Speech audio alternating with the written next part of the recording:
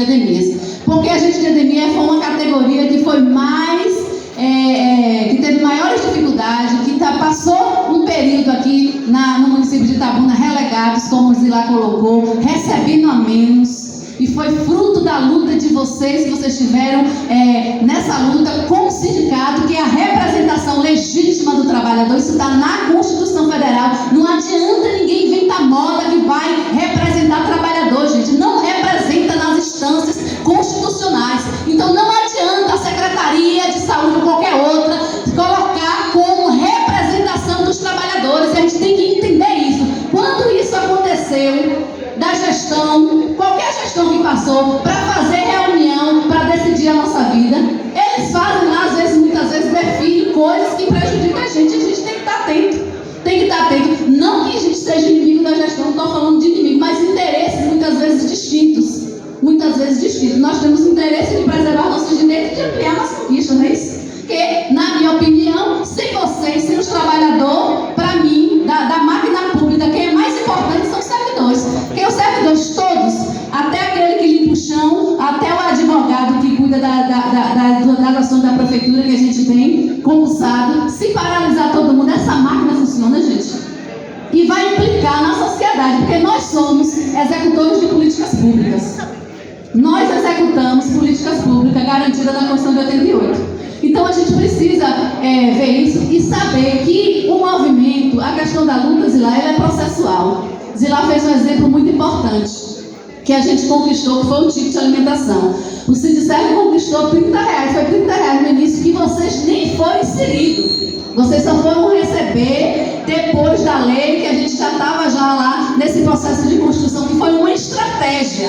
Foi uma estratégia que o Sindicerv fez, abriu mão de 1,5% do reajuste que Vânia ia dar para a gente botar R$30. Eu só perguntei assim, estava eu já, prefeito, se eu boto na lei? Eu boto na lei para a gente revisar todo ano. Então, estrategicamente, quase me mataram. Mas vamos, porque para você ter duas vias de negociar do ponto de vista de recurso, né? O salário e o tipo de alimentação, porque a pessoa que ganha pouco no município precisa de um tipo de alimentação. Na época, todo mundo só ganhava um salário mínimo e até hoje ainda ganha um pouquinho a mais, acho R$100 e pouco, que a gente está nessa corrida para tentar melhorar através do plano de cargos e carreira.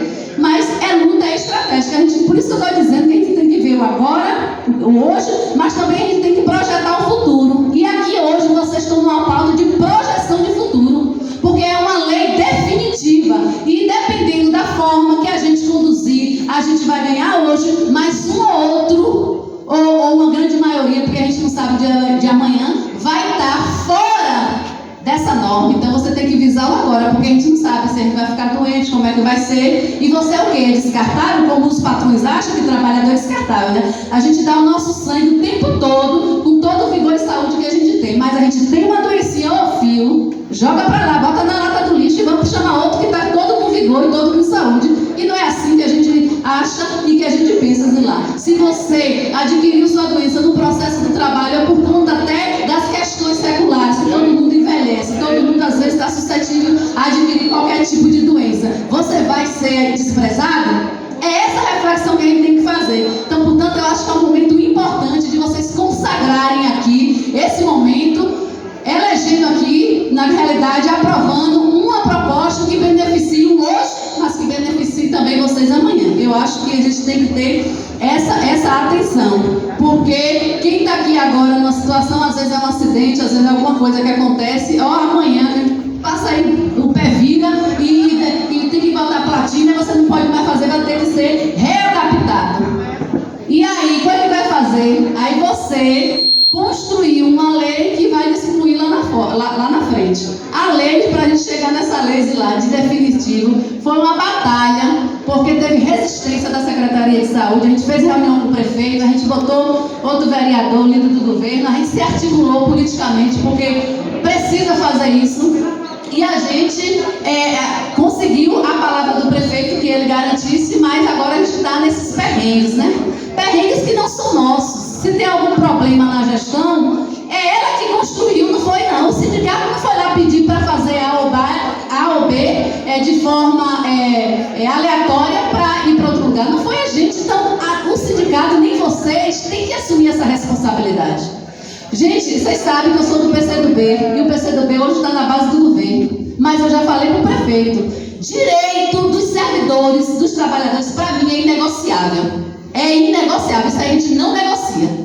Não negocia. Então, portanto, penso que vocês devem aqui hoje fazer essa assembleia, porque os critérios que a gente viu na outra lei, que vocês aqui reprovaram na outra semana. Eu tenho uma irmã que é agente de Ademias, que ela chegou dizendo lá em casa desesperada que tinha metas inalcançáveis, porque não dependia exclusivamente do agente de Ademias, dependia também da conduta de terceiros. E ela ia perder um direito, porque o terceiro que está errado, que às vezes ela diz que chega numa casa que tem lá um balde seco, eles não podem tratar se está um recipiente seco, mas diz que as lavas, sei lá, fica nas paredes, né? Se porventura a pessoa coloca água ou a chuva cair, diz que é clode na mesma hora. Aí ela passou lá, ela viu que estava naquela condição, aí passa uma chuva, a pessoa sem saber, coloca água, é clode. Aí vem a supervisão, vê que lá e vai dizer que ela negligenciou. Ela, como que eu posso pagar por uma coisa que eu não tenho responsabilidade?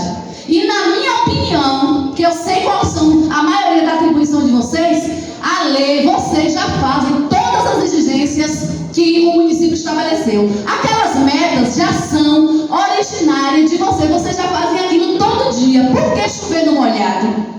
Se já existe os critérios, vai recolocar os mesmos critérios, porque a prefeitura não faz a fiscalização dela, é vocês que têm que pagar, quem trabalha tem que pagar? Ah, mas é porque tem aquele que não trabalha. Ô, carapata, se não trabalha, a culpa é da gestão. A culpa é da gestão. Porque todo empregador, nós temos um contrato de trabalho, gente, que a gente tem direitos e obrigações. Se eu não cumpro o meu contrato de trabalho, não é culpa sua, do colega aqui, não. É culpa do meu superior, do meu empregador, que não me chama. Ó, você aqui está chegando assim, não está fazendo seu serviço. Primeiro tem essa discussão de conscientizar a pessoa. Se a pessoa não compreendeu, aí tem os instrumentos na própria gestão para falar para a pessoa fazer o trabalho. Desconta o ponto que tem isso, está no estatuto. Está no estatuto. Se o trabalhador chegar meia hora, não, 2 horas atrasada, pode não descontar o dia, mas as horas que ele chegou, tem que assinar a hora que ele chegou. Está no estatuto, é o nosso regulamento maior, que é o estatuto hoje. Então, se eles não fazem para não se dispor por questões políticas, aí quer colocar isso para vocês, né? É isso que eles estão dizendo, pegando a responsabilidade dele e transferindo para o trabalhador. A gente não pode aceitar, não. A gente não pode ser juiz de colega, não, porque nós não é o nosso papel. Não é o nosso papel. O nosso papel é fazer nossas atribuições. O nosso papel, o sindicato, é organizar os trabalhadores. Quando a gente se depara com a situação dessa, a gente chama o trabalhador, quando a gente é notificado do nosso sindicato, ó, aqui você está vacilando, vai dar problema lá, a gente vai defender a situação no base. Eu falei, a gente vai defender você, porque toda pessoa tem direito à defesa. Agora você está errado aqui, a gente falou em off. A gente vai fazer a defesa, mas tem tendência aqui de levar pancada, porque tem a prova da negligência. A pessoa abandonou o serviço 30 dias, que a gente resolve assim, sem avisar, parecendo que é a casa dele. Não é assim que funciona, gente. Não é assim que funciona. E aí a gente precisa conversar direitinho e sair daqui garantindo uma proposta que está para unificar com todos os trabalhadores, tanto a gente de e a gente comunitária. Porque a lei tem que chegar na Câmara. Agora eu vou falar estava falando enquanto presidente do sindicato, enquanto sindicalista, enquanto vereador, a gente tem que passar seco nas canelas. Porque a Câmara vai entrar em recesso com o risco desta lei não ser aprovada esse ano. Eu estou fazendo uma labareda para a gente aprovar 3 projetos que foram lá dos servidores, com muita dificuldade, porque tem um trâmite dentro da Câmara. Toda vez eu tenho que fazer todo o esforço de encurtar esse prazo, que para aprovar um projeto, quando entra na casa, o tempo mínimo é de em torno de 25 dias. Está aqui na trilha, que me ajuda lá no gabinete, que sabe mais do que eu o regimento interno. E a gente queima todas essas etapas, porque a gente tem prestígio lá dentro com os vereadores. Artigo que eu falo aqui aos servidores que precisa, a gente vai para o discurso e consegue. Não, tudo bem, vamos fazer um acordo aqui, acordando, bota tudo aí, faz em 2 sessões no mesmo dia, que nem pode, não tem previsão no regimento, só se tiver acordo de bancada de todo mundo. Se tiver um vereador que for contrário, tudo vai por água abaixo. Então a gente faz toda essa costura para garantir a celeridade. Então nós precisamos avançar aqui,